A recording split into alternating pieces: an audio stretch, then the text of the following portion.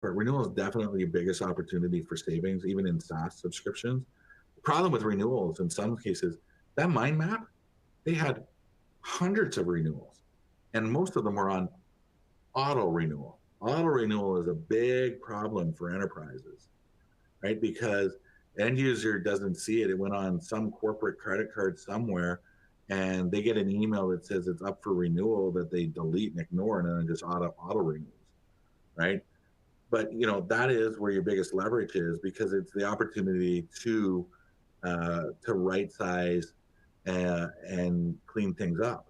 Now, it could be anniversary dates. Like I said, Adobe is a great example. You can clean up and decrease the anniversary date, M365. But renewal is typically the big one where it's like we can do the most impact. Now, not always the case. Like that Adobe one that I was talking about was renewed last year. They thought they had done a cleanup, but they didn't have some of the data that they need. We implemented the data governance piece that they needed this year and pulled more out of their contract.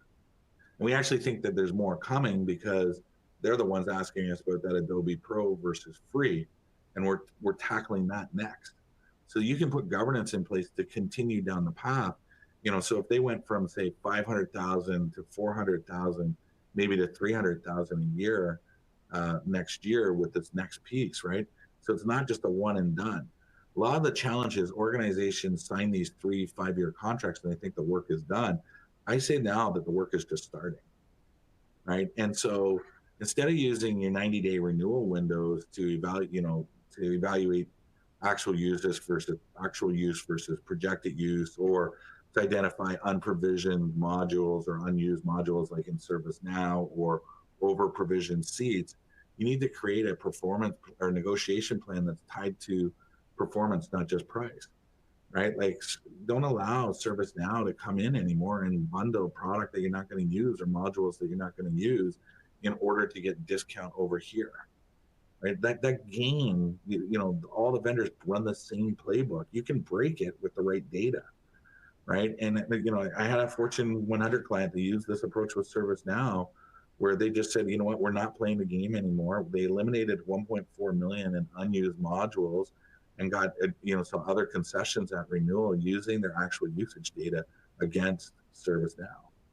right? And that's big, right? And that's what you need to be looking to do, right? So if I go to the governance, what I call the governance flywheel, you have to look at all these things. You have to have the intelligence, the ownership, the leverage to get the results, right? And in the sweet spot is trying to get into the middle of this, because sometimes you can have intelligence and get results, but you're not getting as good of the best results that you possibly could, right? You're going to get some, but not the best. And a lot of the times the problem with organizations is they go and get a little bit of intelligence and they get results, or they go and get ownership and they get some results, right? Or they go and get a little bit of leverage and they get results, right? Or they get intelligence and ownership, but don't have leverage and can't get results, right? So you can kind of see how these all play together, right? But it's like, we had an organization, and again, I'll just use a high level example. We had an organization, had a Microsoft EA renewal. It's all about O365 for them.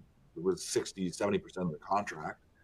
And they had ownership, and they went out with a little bit of intelligence and got some results. And what they were able to do was negotiate out about an incremental 5 to 7% at the last minute of the contract, just pushing on them. Now, we started working with them and gave them intelligence. And in the first year, they pulled almost $2 million out of their O365 subscriptions on their anniversary date. This year, they pulled another 500,000 out. Next year, when the contract's up for renewal again, we've found leverage for them, that even their servers and perpetual licenses that they're paying for them have more to come out, right? So, think about that reduction year over year and what that means to that organization and for their budget.